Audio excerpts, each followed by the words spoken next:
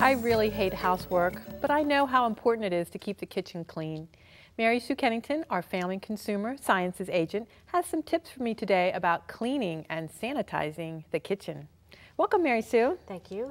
Cleaning and sanitizing, is there a difference? Yes, there is. Cleaning actually removes debris and soil. Sanitizing kills the microorganisms or germs that can make you sick, especially with food, cross-contamination of food. So I need to do, are you telling me I need to do both? Yes. Okay. Especially if you're using red meat or fish, you know, that can really be cross-contaminated onto your lettuce or other things that you may not cook. I think people don't realize that they have some products at home that they can use to clean and sanitize. Is that correct? Yes. So you want to clean with soap and water. And then you want to sanitize with 1 or 3 solutions. Bleach is probably the most commonly used product that's very effective in sanitizing, but you don't want to use a lot. A little bit goes a long way.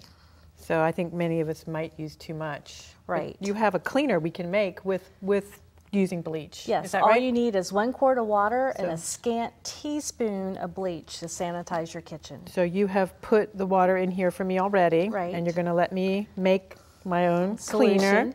And you can keep the sanitizer at home for about 1 week. It'll be effective, but you want to keep the bottle in a dark place during that week. So what is a scant teaspoon, actually? A little less than a teaspoon. Now bleach, you know. Not overflowing. Okay, I'm notorious with bleach of getting it on me, of course. Good. You may want to use the funnel, but that works works too. Funnel. I forgot. You bought me a funnel. You know, because bleach stains, and that helps So it's already control been bleached. the flow. Okay.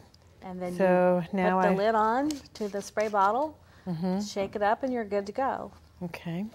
And you had mentioned that you never want to mix anything else with bleach. No, it'll produce a odorless gas that's very toxic. You don't want to bleach any of your acids and bases together. Bleach is a base, so you certainly don't want to mix vinegar with it. But so now it's a sanitizer, so if this was our meat cutting board, we would wash it with soap and water, and then we would mist it down with the sanitizer, and it will dry in a few minutes, and you know, you can wipe it off with a paper towel, but it's good to go. And you said it was important to label. Yes, so you know what's in your containers, especially if you're child-proofing your home in case someone happens to stick their finger in the product and then in their mouth. You can call the safety people and say, this is what happened and this is the product. It was bleach. Now you have some other products that we can use to sanitize as well. White vinegar is a mild acid. Vinegar. It's good for sanitizing. And the and other you have 1 or 2 choices of how to prepare both of these solutions. The So you have white vinegar, the other is hydrogen peroxide. One's a 3% solution, and the other's a 5% vinegar. Good. Well, let's use the common vinegar. items. Okay, so now what am I going to do with the vinegar? You want 4 ounces, 4 ounces of white vinegar.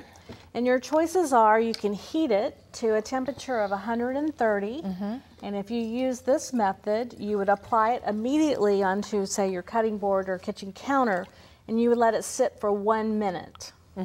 If you don't heat it, you would apply it and let it sit for 10 minutes. Oh, I see. However, if you do not heat it, it will not kill the E. coli and the Listeria organisms, which are both pretty nasty organisms if they start to grow.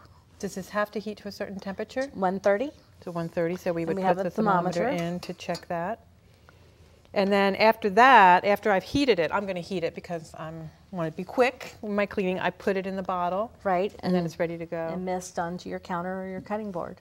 So let it sit for 1 minute. So set the timer for 1 minute. Oh, it's 1 minute to sanitize. If it's heated. And heating the hydrogen peroxide as well. Same way. I wonder and both of them, when you heat it, will be a little stinky smell. But it's safe. When it's stinky, you know it's working, right? That's how you know. Well, Mary Sue, we're out of time, but you've given us some good hints about cleaning and sanitizing. Thanks. You're welcome, Celeste.